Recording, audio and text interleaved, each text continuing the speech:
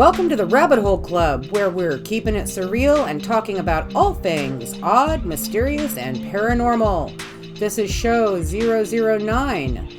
Tonight, I welcome back my dear friend Jennifer Carroll. We're going to talk about theater superstitions, where they came from, and all kinds of other weirdness. It's candid with some adult language, so be advised. Before we dive in too deep, remember to visit my Patreon account and become a member so I can keep bringing you fun and freaky shows with colorful guests and amazing stories. It's full of fun little goodies that'll make you go, Patreon.com/The Rabbit Hole Club. If you want to follow me on social media, you can find all of that on my new website, therabbithole.club. Be sure to like and follow while you're there watching creepy and cool stuff.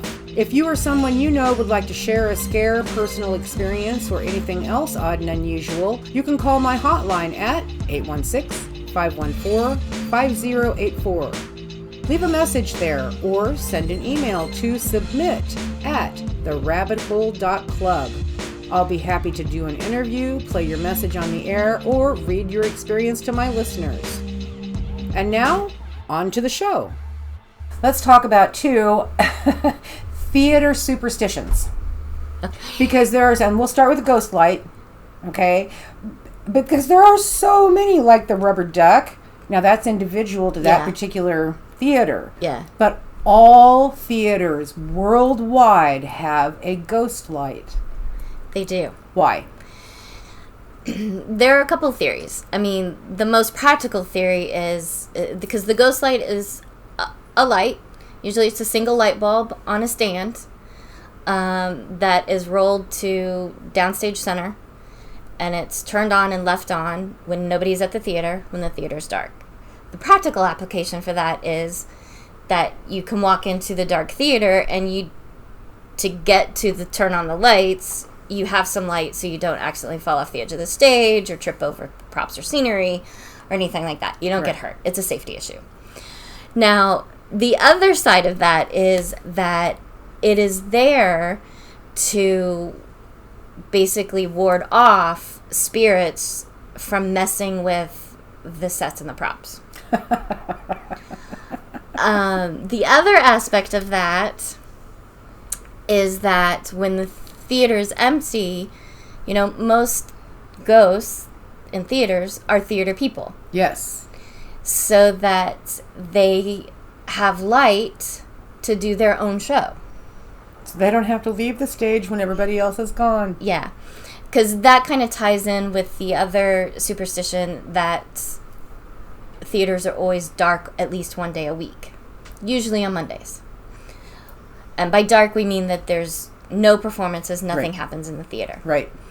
And the reason for that is so that these ghosts can have one night, one day, where they can put on their own performance, where they can go back and perform and do their job. That is so cool. And so the ghost light is there on the dark day to light their performance for them. That's just fun. Now, theater is full of superstitions. It is. Like, don't whistle backstage. No. Why?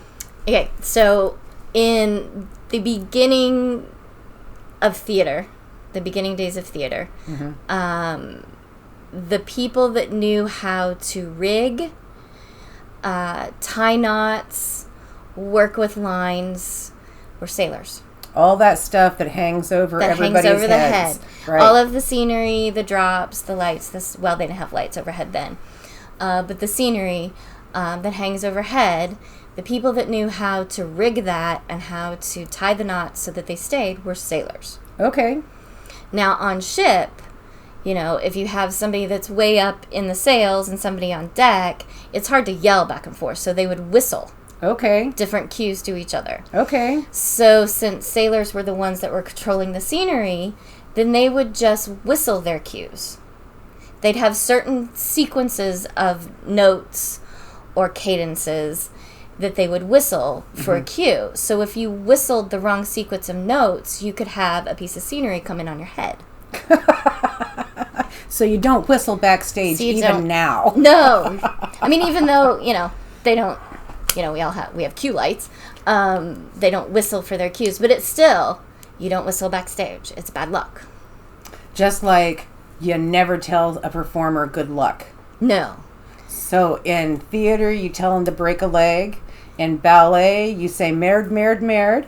And in opera, you say toy, toy, toy. Yes. Why? There are several reasons. Okay. There are several theories behind it. The first one is that mischievous spirits in the theater will always do the opposite of what you say. Oh. To create havoc. Okay. So if you say good luck, they're going to create bad luck. Okay. But if you say break a leg, they're going to create good luck. Okay. Another take on that is that the curtains that are at the sides of stage, that are short ones that kind of mask the backstage area. The wings. The wing area are called legs. Oh, okay. Those are called legs. And in the vaudeville era, there were theaters usually booked more acts than could actually get on stage, because you never knew when an act was going to be bad and you'd need to yank it off the stage before it was done. Oh. So they always overbooked to make sure that they had a full show. And the only time you got paid as a performer was if you actually got on stage. So get on stage, you're breaking the leg. Oh. You're getting past the leg and getting out on the leg curtains, getting out on stage. So it's good. So for you to get paid, you need to break a leg. Okay, but you don't tell a ballet dancer To break a to leg. break no. a leg. You say merd, merd, merd, which translates to shit, shit, shit. Yeah. Because it is bad luck to tell a dancer to Break a leg. break a leg. Right. Right on. Okay, and there is also a certain play by Shakespeare that you never recite or even mention the name of the title when you're backstage. What is that and why? No. You don't say, and since we're not sitting in a theater, I'll say it. Okay. You don't say Macbeth And why not? in a theater. Because Macbeth is a cursed play, supposedly. Okay. The reasoning behind that, or the story behind that, is that the first time that it was performed, the actor that was playing Macbeth, I can't remember if it was that he got sick or that he died, but he somehow got injured, got sick, and wasn't able to perform. Oh. And they didn't necessarily have an understudy, so they had to cancel the show, and they lost all that money. Oh. There have been other shows throughout history, other times that they've done Macbeth, that something always goes wrong.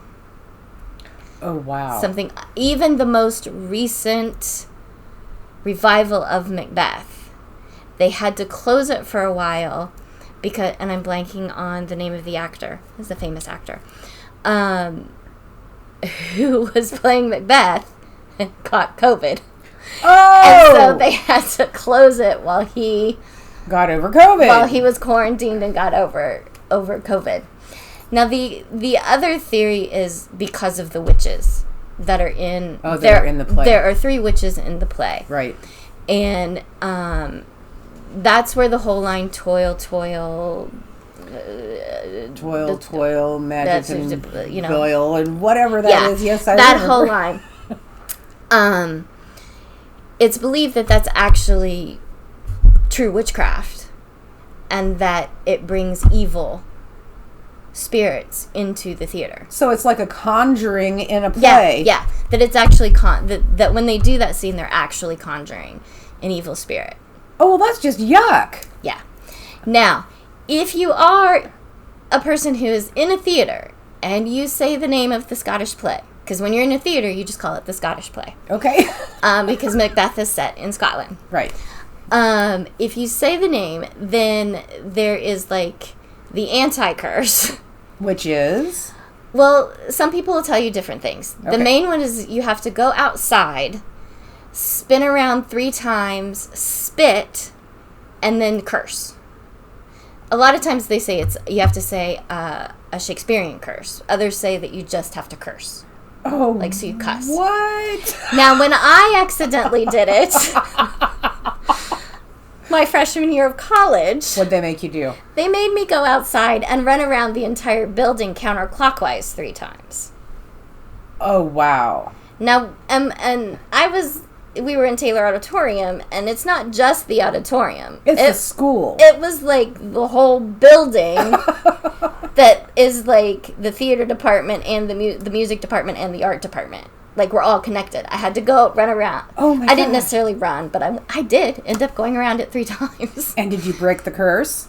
Well, nothing happened. Nothing bad happened. There So it is. apparently I did. I mean, if I'd known at the time, all I had to do was run outside and, Wow. turn around, and run in a circle 3 times, spit and curse. I would have rather have done that. Out of all the industries that I've worked in my career, in my life, theater has to be the most superstitious. Oh, yeah. Oh, yeah. Why is that? Well, I mean, some of the superstitions, I think, come from producers trying to save money. Okay. Like, there's a superstition that it's bad luck to wear blue or green on stage. Oh. And that's because back in the day, that was expensive. Blue dye was super expensive. Right. It was the most expensive dye. It was reserved for royalty at one point, it was right? the most expensive dye you could get. And no producer wanted to shell out the money to dye something blue. Gotcha. So, and, to create green, you've got to have blue. Right. So it was bad. The other thing about green is when theater first started, most productions and stages were outside. Right. In the green amphitheaters. Mm-hmm. And so if you wore green, you could very well just blend into the green background of, the hill or the trees or whatever behind you. Oh, that makes sense. Sure. So there was that. Okay. You're also not supposed to have peacock feathers on stage. I didn't know that. Yeah. What is that all about? Because the eye in the peacock at the end of the feather is a symbol for the evil eye. Oh. And you don't want to have the evil eye on stage or insult a patron in the audience. Gotcha. By having the evil eye. I did not know that one. I never even thought about it. Yeah. Wow. There's also, and this goes back to the producers, it's bad luck to have real jewelry and real money on stage because most of the time actors weren't paid very well. And if you had real money and real jewelry, it would disappear. And nobody wanted to have their props stolen. Right.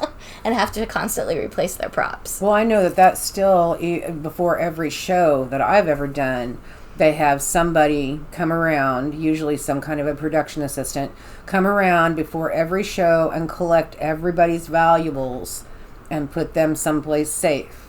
Yeah. That's that's really, really cool. I thought that was like, oh, well, that's really nice of them to do that. No, it has more to it than that. Yeah. Yeah.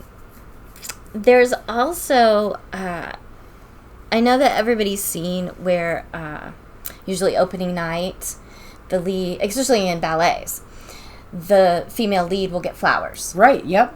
And it is a tradition to give flowers opening night. But you are never to give flowers before the show. Only after the show. Really? Yeah. It is bad luck to give a performer a gift for something they haven't done yet. Oh. Because the flowers are an appreciation of their performance, and they haven't performed yet. Oh. So what if the performance was bad? Well, you already got your flowers, don't you? Okay, right Now, on. the weirdest one that I've heard that surrounds flowers is, this is so weird. It is supposed to be good luck to give either the director or the leading actress on the closing night of a performance flowers that you stole from a graveyard. Excuse me? Because it symbols the death of the show. And so then you can move on successfully to the next one. Oh, wow. But yeah, isn't that... And from what I've heard, a lot of that also came from the fact that flowers were expensive. Right. Back in the day, and people would want to give a gift to the director on the closing night, so they just go steal some flowers from the graveyard, to the director, and then it became this whole, like, superstition thing that it's good luck to give. Wow. Yeah. That's insane. I had no idea. Yeah, I don't think I've ever seen that happen. I've never seen today. It happen. Why, or at least if I did, I didn't know that's where they came from.